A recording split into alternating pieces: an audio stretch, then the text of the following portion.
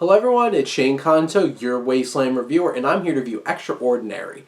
And just based off the poster, this looked silly. It has Will Forte in it, who oddly plays a Satanist, who's like this old 70s pop star, and had these weird, there's one particular part where there's a music video for his music, and it's absolutely hilarious. But before I get ahead of myself, Extraordinary is about a woman, played by Maeve Higgins, who used to be involved with her father as mediums, talking with ghosts and dealing with stuff like that, and then something dark happened in her past with her father that she has regrets about, and now she's a driving instructor. But she gets caught up with this man, Martin, played by Barry Ward, whose daughter seems to be caught up in a weird Satanist plot to bring this demon forth, and he's haunted by his deceased wife.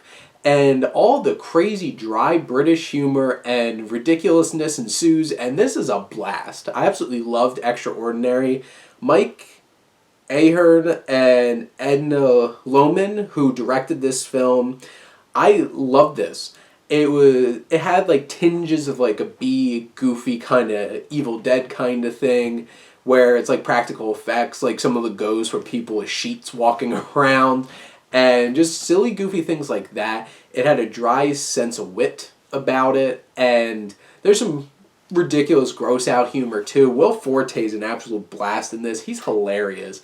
And him with his, weird mustache and this, prima donna kind of star mentality about things. And it's all I want to do is summon this demon. And nothing's working out for him. And honestly, Maeve Higgins, this was a real breakout role for me because she was fantastic. I absolutely loved her in this film. She was really funny. She was really charming. And it was a great performance.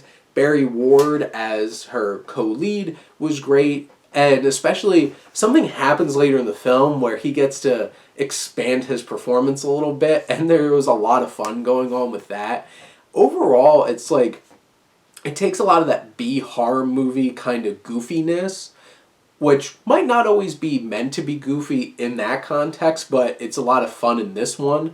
And some great dry humor, great characters. I felt for their connections.